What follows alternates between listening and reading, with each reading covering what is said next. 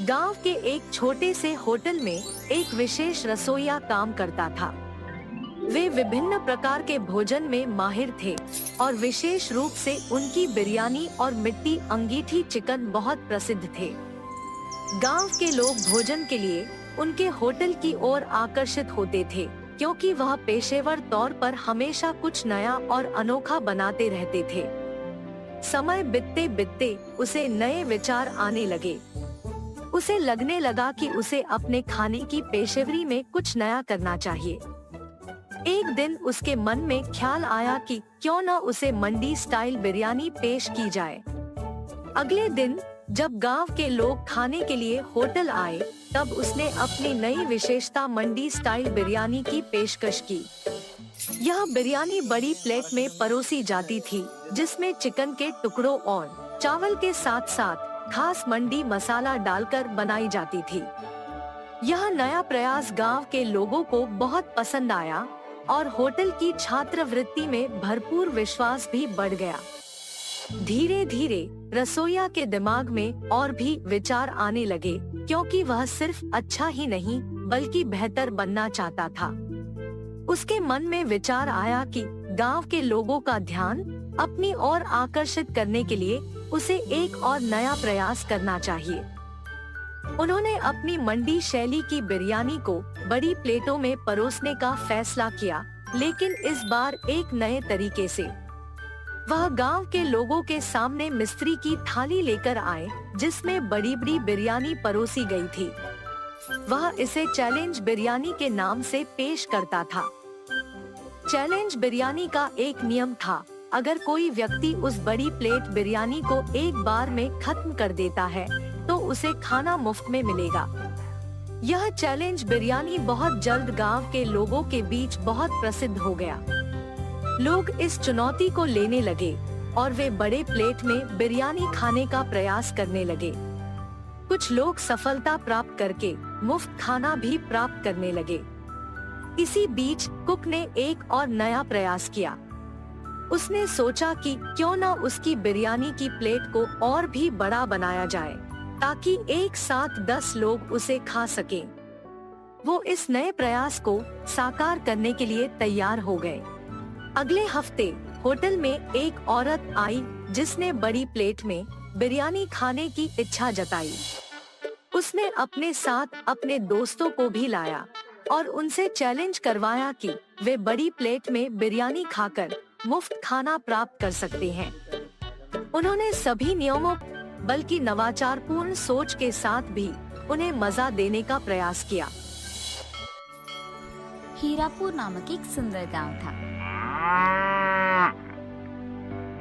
उसी गांव में संतोष नामक एक आदमी विशेष तरह का चिकन मंडी बिरयानी बनाकर उसी गांव में बेचता था।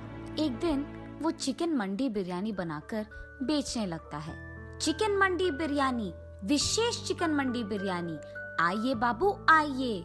ऐसा चिकन मंडी बिरयानी आपको और कहीं नहीं मिलेगा, इसीलिए जल्दी से आइए और खाइए। एक चिकन मंडी बिरयानी का सिर्फ 250 रुपए। जल्दी आइए बाबू, जल्दी आइए।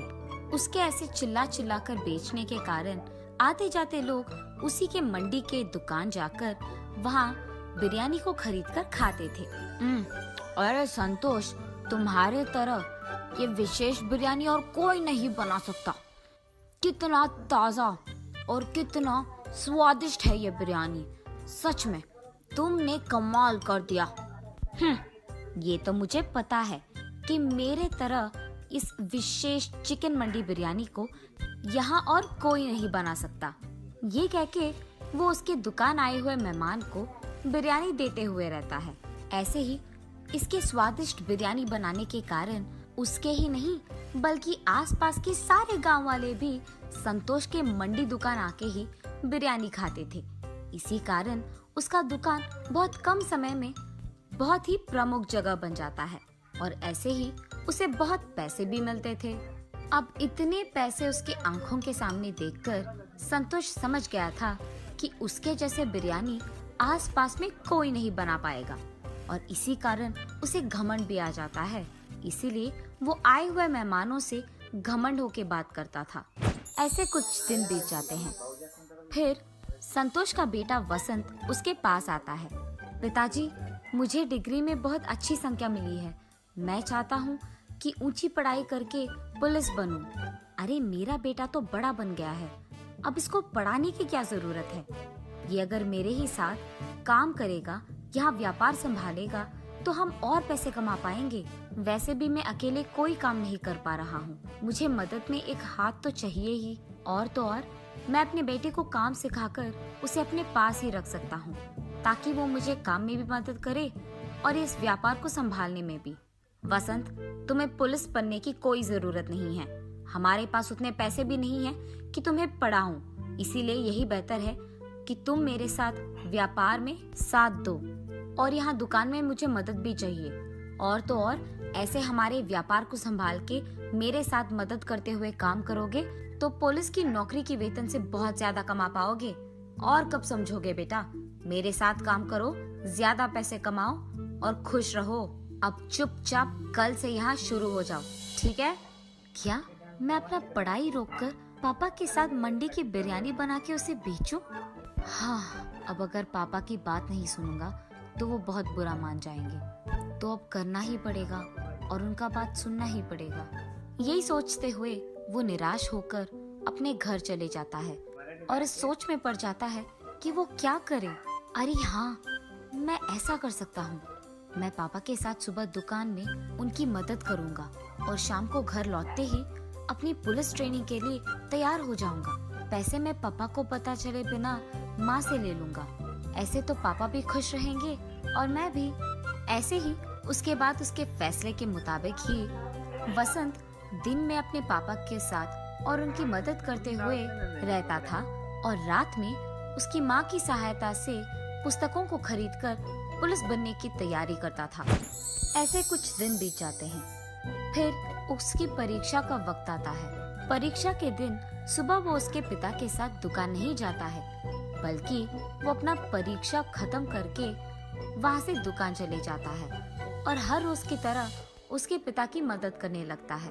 लेकिन रात भर की पढ़ाई के कारण उसे बहुत नींद आने लगती है और वो दुकान में काम करने के बजाय गहरी नींद आने के कारण टेबल पे सो जाता है। टेबल पे सो जाना वसंत के पिता संतोष देखते हैं और गुस्से में उसके पास जाकर ऐसे कहते हैं, वसंत, वसंत, सुबह सुबह तुम्हें नींद क्यों आ रही है? तुम रात भर सोए नहीं?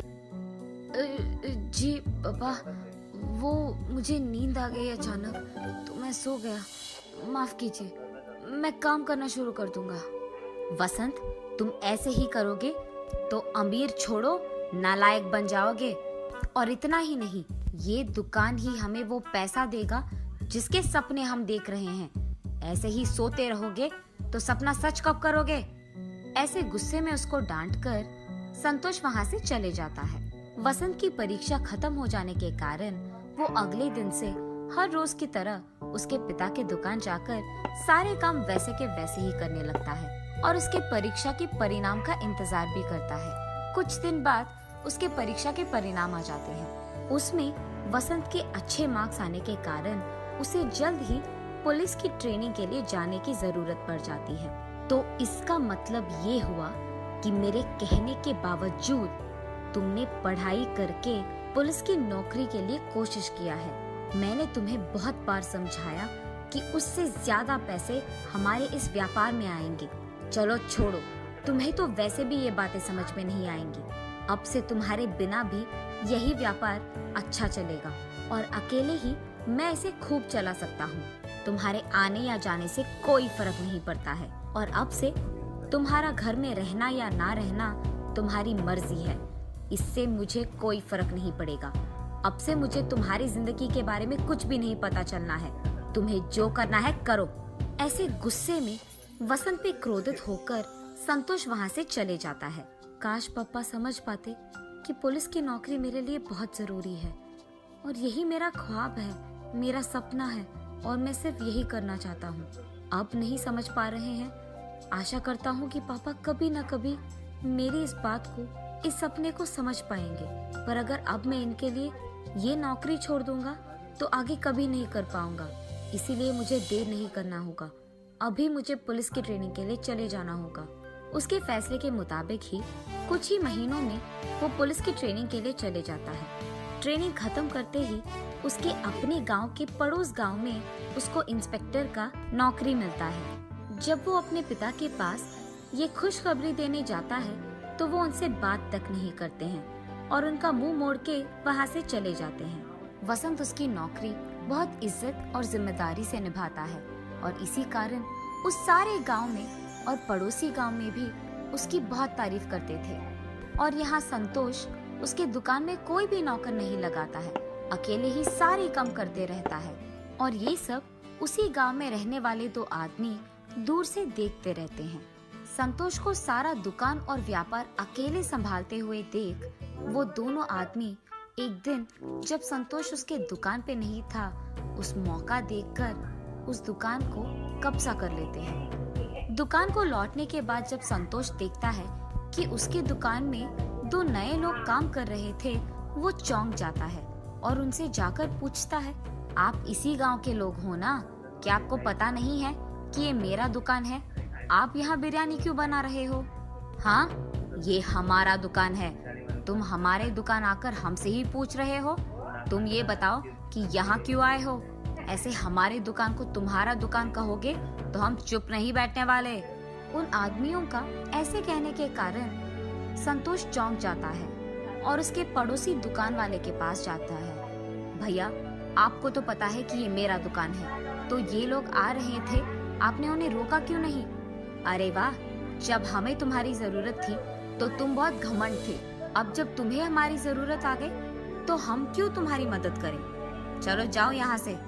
ये सुनकर वो बहुत निराश हो जाता है और उसी दुख में संतोष उसके घर चले जाता है और हर दिन यही सोचता है कि इस मुसीबत से वो बाहर कैसे आए। और ऐसे बहुत दिन बीत जाते हैं। कुछ दिन बाद संतोष को उसके पड़ोस गांव के दोस्त की याद आती है और उसके पास जाकर वो जो कुछ भी हुआ समझाता है। तब उसका दोस्त, अरे संतोष, इस बात के लिए इतना दुख? तुम चिंता मत करो, हमारे गांव का पुलिस अधिकारी जो है वो बहुत ही अच्छे इंसान है, सबकी मदद करते हैं। जब हमारे गांव वासी का बाइक खो गया था तब भी उस पुलिस इंस्पेक्टर ने हमारी बहुत मदद की थी और उस आदमी को उनका बाइक भी लौटा दिया। वो इतने अच्छे आदमी हैं, मुझे जरूर यकीन है कि वो तुम्हारा भी मदद करेंगे। चलो, बिना कोई देरी के उनके पास चले जाते हैं। ये कहकर संतोष का दोस्त उसको उस पुलिस अधिकारी के पास ले जाता है। इंस्पेक्टर साहब, यही है मेरा दोस्त संतोष। और जो कुछ भी हुआ वो इंस्पेक्टर को बताता है। जब संतोष इंस्पेक्टर से मिलने जाता है, वहाँ अपने बेटे को देख संतोष चौंक जाता है और बिना कुछ बात किए वो वहाँ से चलने लग जाता है। पापा, रुकिए, हमारे दुकान पे किसी ने कब्जा कर दिया, मैं उन्हें नहीं छोड़ूंगा। हम हमारी दुकान को वापस पाएंगे, चलिए। अरे संतोष, इंस्पेक्टर साहब तुम्हारे बेटे हैं, तुमने तो ये बात बताई भी नहीं। अरे अब चिंता करने की कोई जरूरत नहीं, तुम्हारा बेटा है, ये काम करके ही वापस आएगा। चलो हम भी उसके साथ जाते हैं। और ऐसे वो तीनों संतोष के दुकान के पास जाते हैं। वहाँ दो और लोगों को काम करते हुए देख, हम सालों से इस दुकान में काम कर रहे हैं, तुम्हारी इतनी जुर्रत कि तुम यहाँ कब्जा करके बिरयानी बना के बेच रहे हो? हमारी दुकान हमें वापस कर दो, वरना तुम्हें तो मैं छोड़ूंगा नहीं। अरे साहब, हमें तो पता भी नहीं था कि ये आपका दुकान है, हमने इसका कब्जा कर दिया और उसके लिए हमें माफ कर दीजिए। हमें हमारी गलती का एहसास हो गया है, आप आपकी दुकान को वापस ले लीजिए, हम यहाँ से चले जाएंगे साहब। आइंदा अगर ऐसे ही किसी का दुकान या कुछ भी कब्जा किया तो देखना क्या होगा।